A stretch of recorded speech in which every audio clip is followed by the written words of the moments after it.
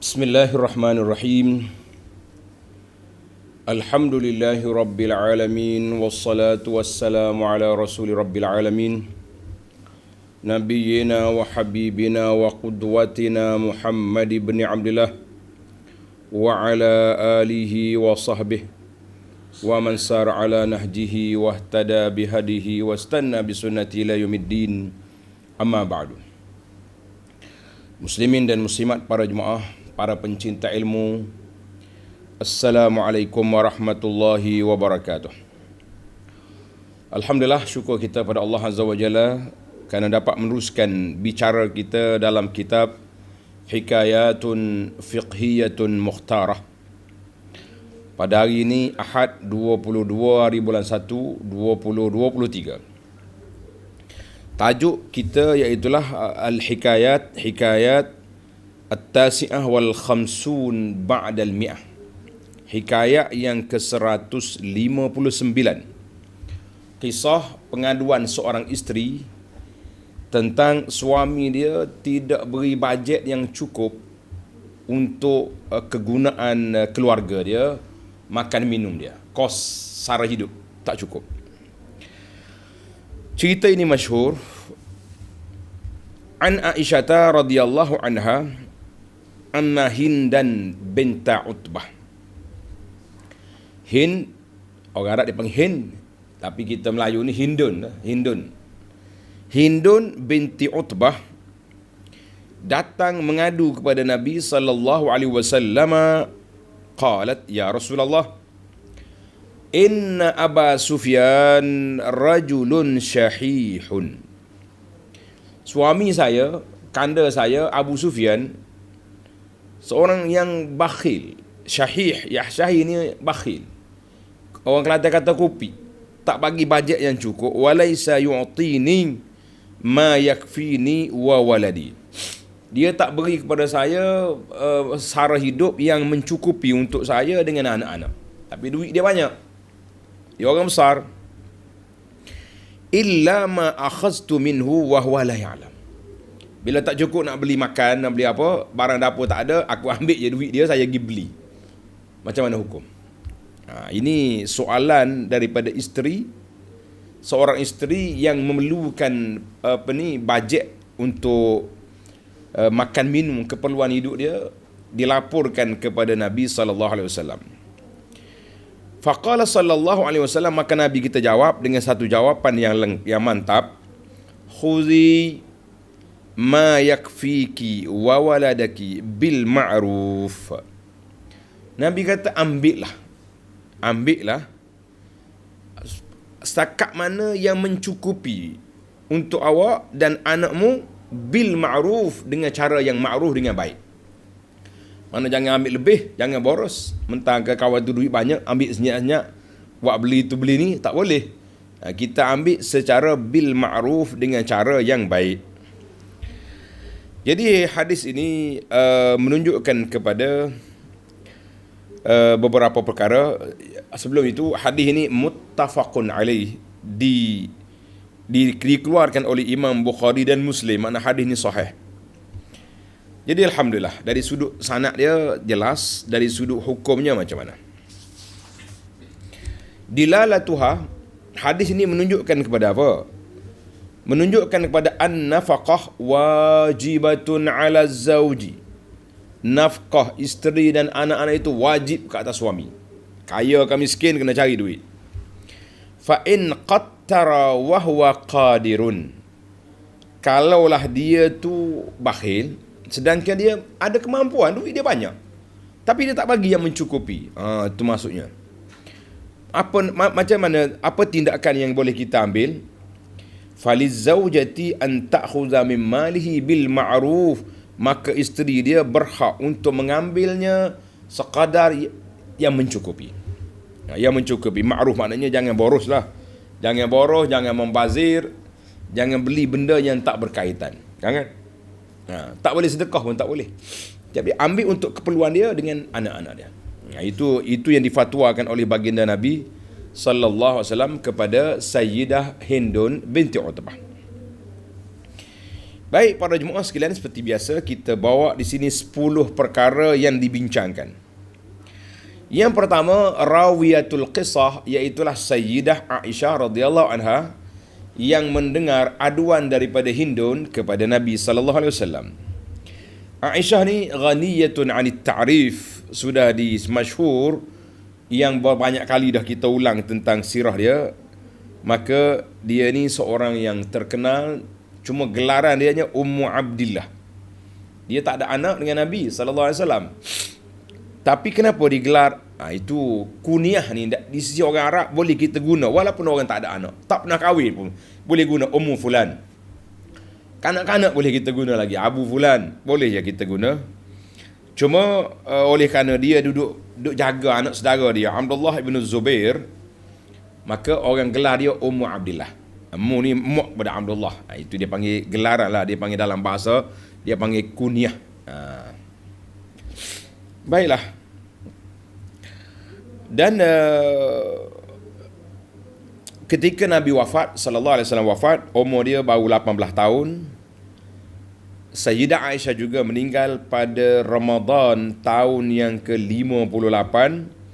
Wadufinat bil Baqi', kuburnya ataupun makamnya terletak di Baqi' di Madinah sekarang, ma'a baqiyati ummahatil mu'minin, bersama dengan madu-madu dia yang lain. Baik, Hindun binti Utbah bin Rabi'ah bin Abdu Syams bin Abdu Manaf Al-Qurasyiyah. Jadi orang Quraisy dia ni, orang Mekah. Gelaran dia nya Al-Absyamiyah.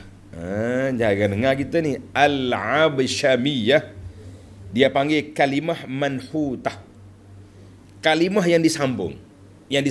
Ini biasa kan kita guna sekarang ni, kalimah yang disambung daripada dua kalimah, Abdu Syamsin, Abdu Syams. Jadi dia panggil Absyamiyah, kalimah manhutah. Jadi macam basmalah itu kalimah daripada Bismillahirrahmanirrahim. Hauqal itu ambil daripada la haula wala quwata illa billah. Jadi Arab pun ada juga bahasa-bahasa campur ayat ni, macam kita lah ada. Kita kata stoki tangan. Itu dia panggil bahasa manhutah. Adapun bahasa yang kita rengkah-rengkah ni, ambil kepala saja tu, madani, itu cerita lain. Baik.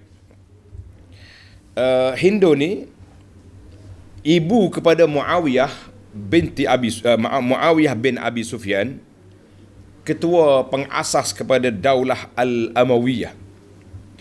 Sebelum Islam, Hindun boleh tahan juga kerasnya terhadap Islam, benci dia kepada Nabi SAW dan membuat perancangan untuk menghapuskan Islam, sehinggalah ke masa peperangan Uhud, apa yang terjadi di Uhud, banyak cerita-cerita yang dikaitkan dengan Hindun.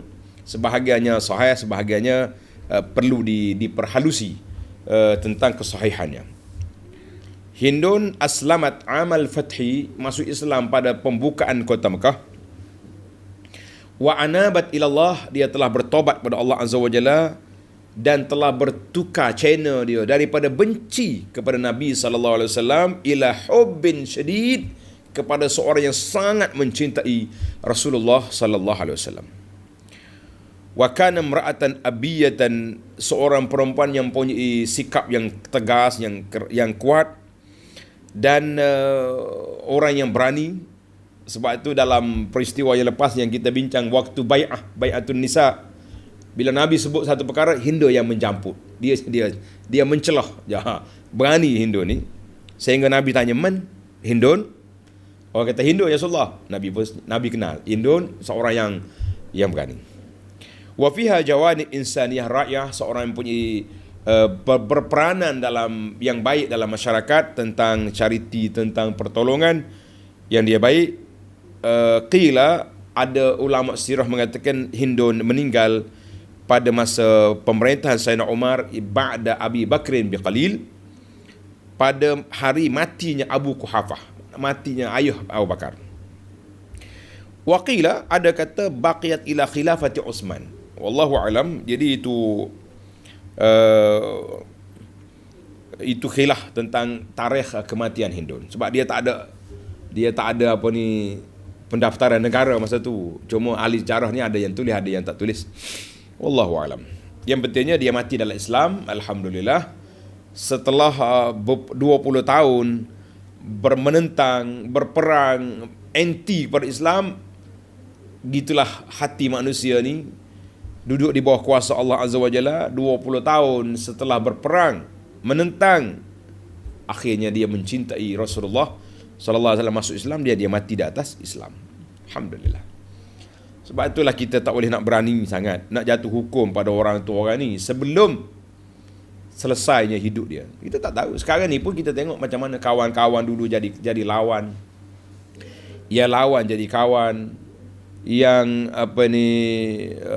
macam-macam dia punya kerenah-kerenah yang kita tak boleh nak jangka.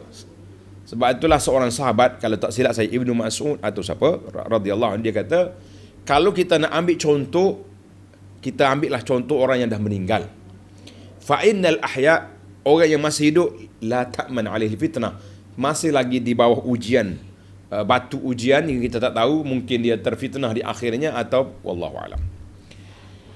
Baik, yang ketiga, suami dia Abu Sufyan bin Harbi. Abu Sufyan bukan nama, itu gelaran. Nama dia Sakhar bin Harb bin Umayyah bin Abdul Syamsin. Sama juga, dia sama dua tu. Tengok, sama-sama Abdul Syamsin, mana kabilah yang sama, Al-Amawi Al-Qurashi, Ra'su Quraisy, menjadi ketua Quraisy selepas kematian mendiang Abu Jahal. Abu Jahal mati dalam perang perang Badar. Ketika itu Abu Sufyan yang minta bantuan daripada Mekah supaya Abu Jahal dan toke-toke lain hantar mari bantuan segera ke Madinah, sebab dia bimbang nanti barang-barang dagangan mereka akan di-attack oleh tentera Islam. Jadi Abu Jahal datang dengan tentera yang begitu mantap. Abu Sufyan bawa lari balik dia punya barang dagangan melalui tepi laut dan dia selamat. Najah. Dia kata Abu Jahal, balik, kita dah selamat, barang-barang. Abu Jahal sombong. Bataran wari'a'an nas, keluar dengan sombong angkuh. Dia kata kita tak akan balik. Kita akan pergi duduk berpesta di Badar, buat konsert apa-apa dulu. Dia bawa penyanyi minum arak di sana, kita bergendang kat sana. Kita tunjuk pada Arab kita kuat. Allahu Akbar. Rupa-rupanya lubang kubur dia sedang menunggu di Badar. Jadi setelah matinya Abu Jahal, yang tinggal lagi Abu Sufyan. Abu Lahab juga mati. Maka Abu Sufyan lah yang memimpin tentera Quraisy dalam peperangan Uhud dan peperangan Khandaq. Walahu hannatun wa umurun sa'bah. Hannat, maknanya banyaklah. Banyak isu kalau kita nak sebut tentang kerana Abu Sufyan terhadap Islam. Tapi cukuplah. Al-Islam yajubu ma qablahu. Islam telah menutup segala pintu-pintu keburukan yang lepas. Kita kata Abu Sufyan selepas daripada masuk Islam radhiyallahu anhu wa arda. Jadi dia masuk Islam pada pembukaan kota Mekah. Fa aslama shibhu mukrah. Mana dia masuk Islam tu dalam keadaan macam terpaksa lah. Sebab dia sudah tewas. Mekah akan diambil oleh baginda Nabi sallallahu alaihi wasallam. Summa saluha islamuh. Kemudian Islam dia mantap, makin mantap. Wa kana min duhatil Arab. Salah seorang daripada pemikir cendekiawan Arab yang hebat, Abu Sufyan ni. Wa min ahli ar-ra'yi wasyaraf. Seorang yang mempunyai pemikiran yang baik, menjadi rujukan kemuliaan kepada puak Arab ini. Dan dia selepas daripada pembukaan kota Mekah, dia jikuk ke Hunain. Maka menantu dia, sihruhu, menantu dia Rasulullah sallallahu alaihi wasallam anugerahkan kepada dia 100 ekor kambing, minal ghanami mi'ah wa minal ibil, dan juga unta 100, wa arba'ina uqiyah minad darahim, dan 40 uqiyah daripada dirham. Ya ta'allafu bizalik, supaya hati dia lebih tenang, lebih jinak dengan Islam. Kemudian selepas daripada itu semakin mantap dia punya pegangan dia, alhamdulillah. Dia telah meninggalkan amalan syirik dia kepada tauhid kepada Allah Azza wa Jalla. Syahidah qital at-Taif, dan dia menyaksikan peperangan di Taif, faquli'at ainuh. Mata dia kena, tak tahulah, cabut mata dia. Summa quli'atul ukhra yaumal Yarmuk. Sebelah lagi pula kena pula mata dia pada hari peperangan Yarmuk. Pada ketika itu Islam dia sudah mantap, alhamdulillah. Fa innahu kana yuharidu 'alal jihad. Pada masa tu dia beri semangat, sokongan untuk berjihad. Dia duduk di bawah pimpinan anak dia, di bawah bendera panji-panji yang dipegang oleh anaknya Yazid, dan dia telah mengeluarkan kata-kata semangat, ya Nasrallah iqtarab. Jadi maknanya, wahai pembela agama Allah Ta'ala, hampir teruskan perjuangan lawan, begitulah beri semangat. Allah wa yaqul Allah innakum ansarul Islam wa daratul Arab. Kamu ni pembela Islam, orang yang hebat di kalangan orang Arab. Puak-puak kafir itu, puak-puak syirik, pembela kepada Rom. Masya Allah. Allahumma hadha yawmun ayyamik, Allahumma anzil nasrak. Ya Allah, turunkanlah pertolonganmu kepada tentera ini. Jadi itu di antara peranan dia di akhir hayat dia. Kana asanna min Rasulillah sallallahu alaihi wasallam bi 10 sinin. Dia lebih tua daripada Nabi 10 tahun. Dan dia selepas daripada Nabi wafat, dia hidup lagi 20 tahun. Nabi wafat mati awal kan, umur 63. Sayyidina Umar radhiyallahu anhu sangat menghormati dia sebab dia salah seorang pembesar Bani Umayyah dan juga bapa mertua Nabi sallallahu alaihi wasallam. Asha hatta ra'a waladaihi, dia sempat hidup sehingga dia tengok dua anak dia, Yazid dan Muawiyah, dilantik menjadi gubernur di Dimashq di Syam. Wa kana yuhibbul faqra waz zikra war riyasah, seorang yang suka dengan kedudukan, ialah orang besar lama. Sebab itulah waktu Nabi nak masuk Mekah, Abbas, pak saudara Nabi, sebab-sebab dia kata Abu Sufyan ni orang besar, tolong sebut nama dia. Jadi waktu Nabi isytiharkan perdamaian kepada orang yang masuk Mekah, di Mekah Nabi kata man dakhala al-masjid, siapa dia masuk masjid bahawa amin. Siapa dia masuk rumah dia dan ditutup pintu, aman. Man dakhala dar Abi Sufyan fahuwa amin. Nabi sebut nama Abu Sufyan, Abu Sufyan pun naik semangat gitu. Ini di antaralah kita kadang-kadang perlu orang-orang besar tempatan, kan? Orang ada kedudukan dalam masyarakat. Bila kita nak ceramah, apa salah kita sebut nama Tuan, Datuk Seri Fulan, tidak menjadi masalah. Sebagaimana kadang-kadang meletakkan orang di tempat dia itu elok juga dari sudut protokol, kata orang. Wa kana lahu manzilatun kabiratun fi khilafati ibni ammihi Uthman bin Affan. Jadi masa pemerintahan Uthman dia mempunyai kedudukan yang baik, dan dia meninggal di Madinah pada tahun 31 Hijrah. Waqila 32, 33, 34, walahu umur dia lebih kurang 90 tahun. 90 tahun.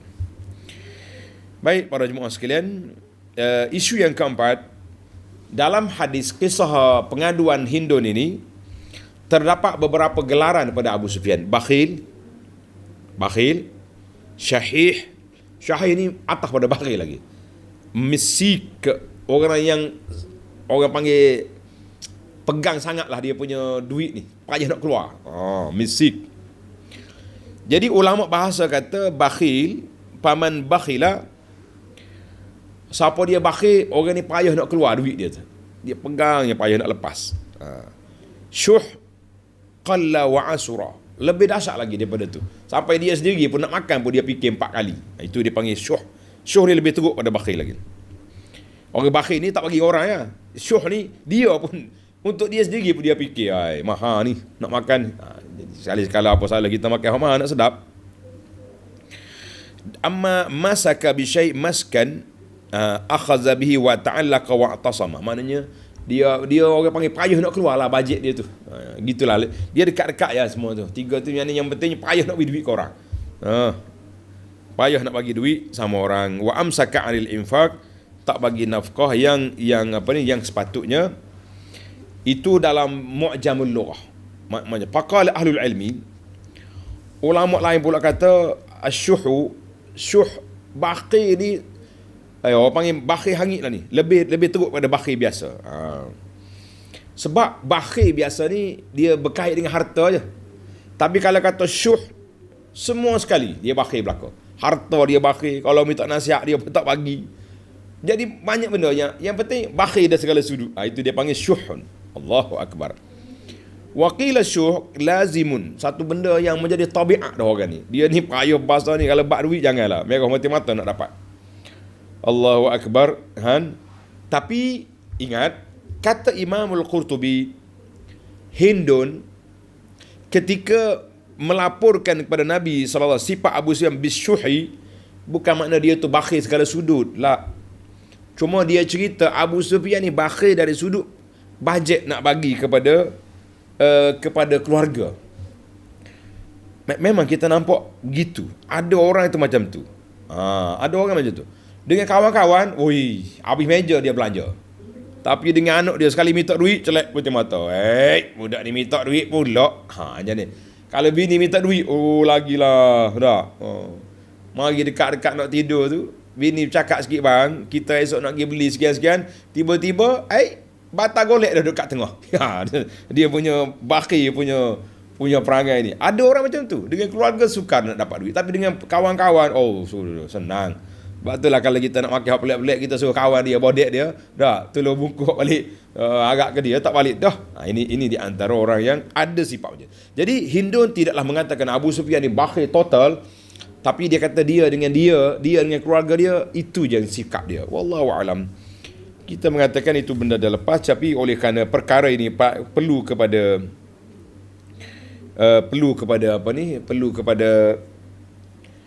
maklumat, sebab dia terlibat dengan hukum fiqh. Yang kelima, maka Nabi SAW telah memberi kebenaran kepada Hind. Dia kata apa? Khuzi ma yakfiki wa waladaki bil ma'ruf. Ada 4 perkara yang Nabi kita beri dalam hadis ini. Yang pertama, khuzi, ambillah. Fahuwa fi'lu amrin. Ini arahan. Maka timbul soalan, fatwa ke qada? Fatwa atau qada? Dia beza tuan-tuan.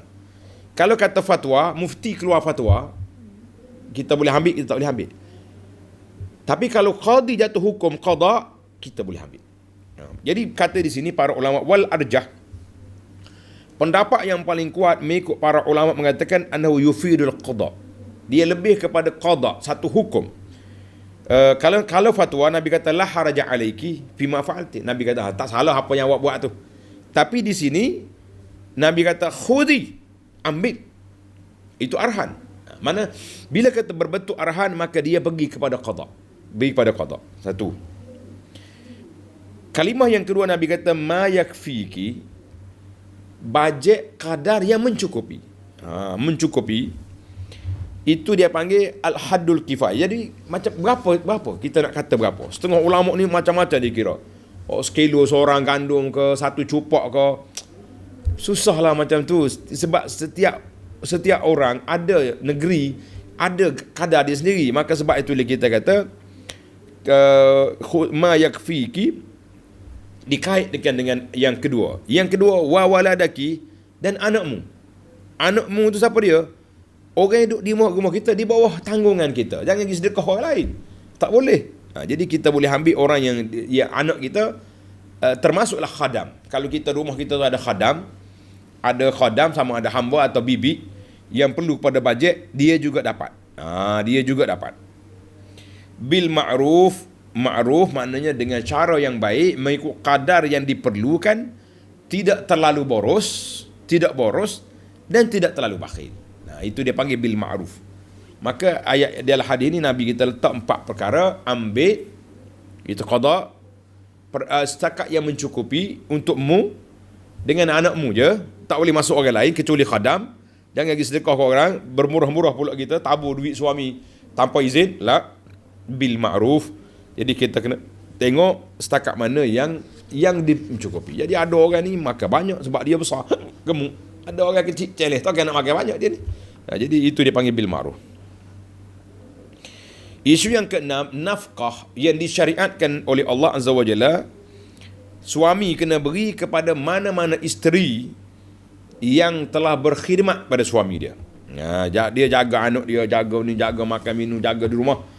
Maka kalaulah awak ambil isteri ni, anak orang kaya, waktu dia belum berpindah ke rumah suami tu, dia sudah ada bibi. Mu kena cari juga bibi untuk dia. Lah, kenapa awak ambil anak orang senang? Pergi cari orang miskin juga. Kata orang labor, kita sama-sama labor. Orang Arab kata mud rijlak ala qadri lihafik. Holor kaki setakat kais selimut kita je. Kalau selimut kita sependek, jangan holor luas. Sejuk kaki. Jadi itu maksud dia. Pepatah Melayu kata ukur baju, nak beli baju ukur badan. Jadi kalau dia ada khadam, kita kena beri awal-awal lagi. Wan nafkah makan minum isteri yang berkhidmat pada suami. Maknanya dia tidur dengan suami dia, dia khidmat pada suami dia. Walaupun dia kaya, wajib atas suami. Sebagaimana Allah Ta'ala sebut dalam Quran, wa 'alal mauludi lahu rizquhunna wa kiswatuhunna bil ma'ruf. Ayat Al-Baqarah 233 dan ayat Talaq ayat 6, askinuhunna min haitsu sakantum min wujudikum wa la tudarruhunna lidayqu 'alaihinna. Jadi wa in kunna ulati hamlin fa'anfiqu. Jadi semua ayat-ayat menunjukkan kepada wajib nafkah. Adapun dalam hadis menunjukkan wajib nafkah itu iaitulah sebagaimana Nabi SAW telah jatuhkan hukum kepada Hindun, boleh ambil duit suami dia mengikut kadar yang diperlukan. Dalam khutbatul wada' Nabi kata walahunna alaikum rizquhunna. Bagi isteri kamu menjadi wajib atas kamu, hai suami, rizquhunna, rezeki mereka. Maknanya kena beri. Wa kiswatuhun, dan makan pakaian mereka bil ma'ruf. Dalam hadis Muawiyah Al-Qushairi, ketika dia tanya Nabi, ma haqqu zaujati ahadina alaih, apakah hak isteri kita ke atas kita? Qala an tut'imha idza ta'imta, mu kena beri makan pada dia apa yang kamu makan. Wa taksuha idza tasaita, beri pakaian pada mereka mengikut apa yang kita pakai. Jadi kita ada pakaian, isteri kena ada pakaian yang comel-comel juga. Jangan kita beli hak mahal, dia beli hak kain buruk-buruk, jangan. Lah. Hadis ini rawahu Ahmad dan lain-lain. Baiklah. Itu di antara kewajipan yang diperlukan. Saya tak detailkan di sini kerana panjang. Baik, yang ketujuh, tazawwajur rajul mar'ata li hajatin asasiyah. Seorang suami berkahwin dengan isteri itu kerana beberapa keperluan asas dalam hidup dia. Yang pertama, i'fafu jinsiyan. Dia nak baikkan jiwa dia, nafsu dia, dengan ada yang tempat untuk menyelesaikan kehendak nafsu. Isteri lah, orang lain tak boleh buat. Yang kedua, dia nak khidmat. Sekurang-kurang apa isteri tu, tengok mana pakaian suami, mana makan dia. Jadi kemudian kita nak juga isteri tolong jaga rumah. Kita balik rumah, janganlah rumah kita macam kapal pecah, kata orang. Berkobar dah, Allah. Masuk daripada awal ni main anak-anak, masuk dekat dapur pula berterabur dia punya makan tengah hari, pagi tadi pun tak basuh lagi. Pergi dekat nak pergi buang air pula, pempoh anak ni kan. Lah, kerja isteri mengharmonikan rumah, biar ceria, kemudian beri khidmat pada suami yang baik. Isteri kena tahu menu apa suami kita suka, apa makanan dia boleh makan, apa pantang larang dia kena tahu. Dan suami pun kena tahu juga isteri suka apa. Nah, jangan buat tak tahu. Jadi kita kena sama-sama tahu menahu lah. Jangan buat tak tahu. Wa ma ada zalika fa umurun 'aridatun, macam belit lepas pada tu banyaklah benda-benda yang sampingan yang akan datang dalam hidup kita ni, berbezanya seorang itu dengan seorang yang lain. Jadi yang pentingnya nafkah asal suami itu mesti kena beri. Kata kaedah mengikut dalam al-qa'idah al-fiqhiyah kata apa? Kullu malikin mulzamun binafaqati mamluki. Semua orang yang ada kuasa itu mesti ke atas dia kena beri nafkah kepada orang yang di bawah jagaan dia. Itu kaedah. Dia panggil al-qawaid al-fiqhiyah. Jadi seorang suami telah dapat memiliki isteri itu dengan perkahwinan. Jadi bila isteri dah jadi milik kita, orang lain tak boleh ambil dari dia. Dari sudut bukan milik jual beli, milik khidmat, milik perhubungan. maka menjadi kewajipanlah kepada suami itu kena nafkahkan isteri itu di atas dasar yang tersebut itu. Baik, yang ke-8, al-aslu fi wujubi nafaqah tahqiqul iwad. Asalnya wajibnya nafkah suami beri kepada isteri itu sebab sebagai timbal balas. Orang panggil bayar macam ganti kepada khidmat dia lah. Maka bila seorang itu dah akad nikah dengan isteri dia, maka terjadilah di sana hak-hak masing-masing. Hak suami ke atas isteri, apa dia? Istimta' biha. Suami itu boleh berseronok dengan isteri dia di mana saja dia nak. Fa'tu harsakum anna syi'tum. Kecuali di tempat yang dilarang oleh Allah Azza wa Jalla, jauh ke tempat al-mahid ketika wanita uzur itu. Was-sukna, boleh duduk sekali dengan dia. Dulu mana boleh duduk dengan orang. Wa ta'atuhu, isteri wajib taat pada suami dalam perkara yang diizinkan oleh Allah. Dalam perkara maksiat tidak taat. Maka apabila isteri sudah taat, maka wajib atas suami nafkah. Tapi kalaulah isteri itu tak mahu taat, langgar perintah suami dengan dalam perkara yang ma'ruf, jadi suami boleh tengok setakat mana dia nak kurangkan bajet isteri dia tadi. Maka di sini kita tengok kepada sebab. Kullu sababin min qibali zauji, suami yang tak jalankan tugas, dia tak istimta' dengan isteri dia. Dia tidur seorang dia, isteri pun jangan terbiar tidur seorang juga. Tiba-tiba dia kata, oleh kerana saya tak guna awak 2 bulan saya tak bagi nafkah. Lah, awak punya pasal. Kenapa kau tak hidup dengan isterimu? Duduk tidur depan TV seorang-seorang, duduk tidur atas kerusi kat luar tu. Lah. Tapi ingat baik, wa kullu sababin min qibali zaujati. Tapi kalau isteri itu tak bagi khidmat pada suami, suami nak tidur dengan dia, tak mau. Suami nak berhubung dengan dia, tak mau. Maka ketika itu boleh digugurkan hak nafkah sebab isteri yang menghalang hak suami. Jadi ini perlu detail dalam kitab fiqh, kata di Tuan Syekh ni. Kita tak maulah yang pelik-pelik ni. Baik. Isu yang ke-9, ikhtalafal ulama'u fi taqdirin nafaqah. Ulama berbeza pandangan tentang kadar nafkah. Banyak mana sebenarnya kita nak beri nafkah ni? 1,000 sebulan? 800? 500? Sukar. Sebab setiap orang ada gaya hidup dia dan ada kemampuan dia. Sebab tu Nabi kata bil ma'ruf. Kalau kita ni kemampuan kita setakat ni je, boleh makan ayam biasa je, ayam bandar je. Tak usahlah isteri paksa, aku nak ayam kampung. Ayam kampung mungkin dalam RM30 seekor, ayam bandar 20 je contohnya. Nak makan daging RM30 sekilo. Tak nak wagyu. Mana boleh? Itu dia panggil melampau dah. Jadi kita kata nak beg yang beli kat pasar malam RM200. Tak nak supermarket besar hak RM3,000 lah. Kita kata itu di luar kemampuan. Maka sebab itulah setiap orang itu ada keadaan yang berbeza-beza dan kemampuan itu berbeza. Cuma ulama kata apabila isteri itu mula berkhidmat pada suami, barulah dia dapat dia punya hak. Ya.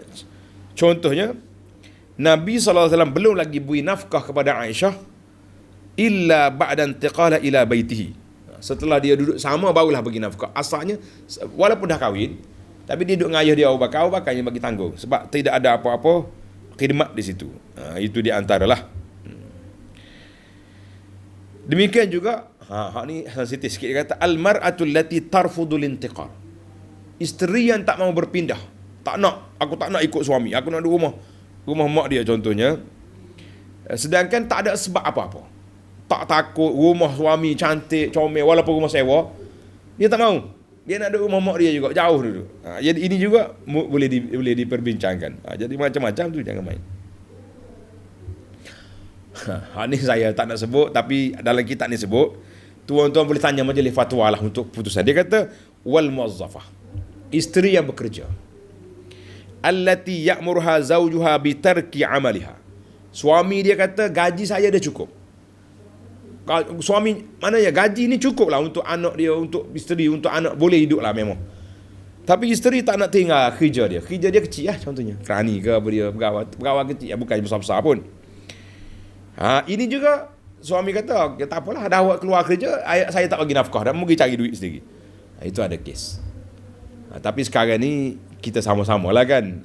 Tak payahlah nimbul-nimbulkan masalah ini. Cuma ada sebut dalam kitab fiqh ni, maknanya isteri yang bekerja, yang berkerjaya. Setengah orang tu ana tanya, ini cerita betul lah. Suami dah ada, gaji mencukupi, tapi isteri tetap nak kerja juga. Saya tanya, puan ni kenapa nak kerja? Berapa gaji bayar ni tempat mengasuh anak, nursery yang tempat ni pusat asuhan anak, berapa bayar? Dia sebut-sebut, saya kira tengok tally je, sama je dengan gaji dia. Dengan gaji dia sekian, bayar anak 2 orang ke pengasuh, lepas tu dia punya pergi mari lagi, habis gitu ya gaji dia. Saya kata, kenapa tak nak berhenti? Dia kata apa? Dia kata, maaf lah Ustaz, saya sebenarnya, saya tahu gaji suami saya dah cukup, tapi saya tak boleh duduk di rumah puas, duduk seorang, boring jaga anak. Baiklah kita hantar anak di nursery, kita enjoy dah, suka-suka hilang di pejabat macam-macam. Saya kata, ini tidak bagus ini. Tapi bukan semua. Ini yang anak interview lah gitu. Sebab saya tanya dia, sebab adalah kes dia nya. Sebab dia tak harmoni dengan hidup dengan suami dia, kita pun tanya sebab punca-punca rupanya ada masalah. Dia bukan pergi keluar rumah kerana keperluan hidup, nak cari nafkah untuk bantu. Lah, kerana tak nak duduk di rumah, kerana boring, kerana macam-macam lah alasan karut-karut ni orang sekarang ni. Kita kata ini, kalau suami dia kata saya nak gugurkan hak awak nafkah sebab dia tak dengar kata, boleh. Wallahu alam. Jangan salah tafsir pula nanti. Kalau tak puas hati, tanya majlis fatwa, jangan tanya ustaz-ustaz yang duduk main TikTok ni, payah ni. Dan sekarang ni orang pening dengan pandangan-pandangan peribadi ni. Jadi kita tanya majlis fatwa lah macam mana. Wal mar'atul lati, dengar ni, mana-mana wanita yang kunci pintu, tak benar suami dia masuk tidur dengan dia, ataupun lari balik ke rumah mak dia, sikit ya kes, bukan besar pun, lari balik. Pada masa tu suami boleh gugurkan. Contohnya dia kata dia bagi ke isteri dia 1,000 sebulan nafkah. Tapi suami ni, bini lari balik seminggu, merajuk di rumah, boleh gugurkan hak seminggu itu. Sebab dia dah lari tanpa izin suami. Kita mengatakan ini juga perlu diperhalusi. Wallahu alam. Itu contoh-contoh. Maka kata di para ulama penggaji kita ni kata, dia kata semua ni balik kepada uruf, balik kepada undang-undang, enactment negeri-negeri masing-masing yang menetapkan kadar dan bagaimana kita nak kata isteri itu boleh digugurkan hak dia daripada nafkah. Jadi saya tidak putuskan di sini, kita hanya bagi contoh-contoh wanita-wanita yang boleh dikenakan tindakan untuk di-cut dia punya bajet ataupun potong dia punya nafkah. Baiklah, sebagai penutup yang terakhir, wa idza kanatiz zawjiyatu qa'imatun, suami isteri baik, wa ghaba az-zawju, tapi suami hilang. Suami sudah hilang, dalam musafir ke dalam mana, tak ada berita apa-apa. Maka di sinilah peranan isteri mesti pergi report kepada pejabat qadi. Tuan qadi, suami saya sudah hilang 2 tahun. Undang-undang di Malaysia, selepas dia akad nikah, dia ada taklid. Sekiranya saya menyakitkan isteri saya pukulnya dia, atau saya tinggalkan dia beberapa tempoh dengan tidak bagi nafkah, tidak ada persetujuan, kita kata, maka isteri berhak untuk pergi ke pejabat agama, pejabat qadi, angkat dakwa, dia telah ditinggalkan oleh suami sekian-sekian, maka dia bayar RM1, jadi tertolak dengan tolak khul'i. Bahaya tolak khul'i itu. Tolak khul'i itu maknanya perceraian yang tak boleh nak rujuk balik. Itu dia panggil tolak khul'i. Suami hendak baca ni tak tahu apa tu, baca atau email suruh baca, lepas tu tanda tangan. Bila kita kata tolak khul'i, berat Ustaz, ada kau baca apa tadi? Itu undang-undang. Tak apalah, kita kata nak buat apa. Jadi baru ni anda nak ceritakan seorang isteri yang ditinggal oleh suami 22 tahun. 22 tahun. Lama ni. Dia tinggal tu anak dia, baby kecil lagi. Entah ke mana. Budak ni masuk universiti dah. Nak habis mengajar, mengaji dia. Makcik ni mari ikut saya kelas kursus haji, nak pergi haji dengan kita. Tiba-tiba dia cakap, "Ustaz, saya tak boleh pergi haji." Bapak budak ni balik semula, dia kata saya ni isteri dia masih sah. Sah kau tak tidak? Saya tak boleh jawab, kata. Awak puan makcik kena pergi ke pejabat agama, ke pejabat qadi.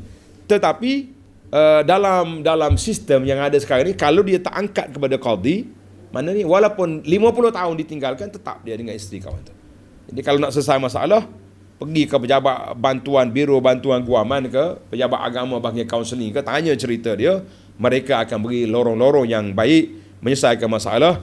Kita tak nak orang tuduh Islam ni gantung tak bertali, menzalimi wanita, menindasi wanita. Kita kata tidak, Islam ada cara penyelesaian. Kita kata alhamdulillahi rabbil alamin. Baiklah, semua hukum-hukum tadi saya tak detailkan. Kalau nak detail kena buka dalam kitab fiqh. Yang terbaik, tuan puan, kalau ada kes yang berkenaan, hubungi pejabat agama untuk diselesaikan di sana. Wallahu alam. InsyaAllah kita akan sambung lagi hikayat yang ke-160 dalam siri yang akan datang. Subhanakallahumma wa bihamdika asyhadu an la ilaha illa anta astaghfiruka wa atubu ilaik. Wa sallallahu ala nabiyyina Muhammadin wa ala alihi wa sahbihi ajma'in walhamdulillahi rabbil alamin. Wassalamu alaikum warahmatullahi wabarakatuh.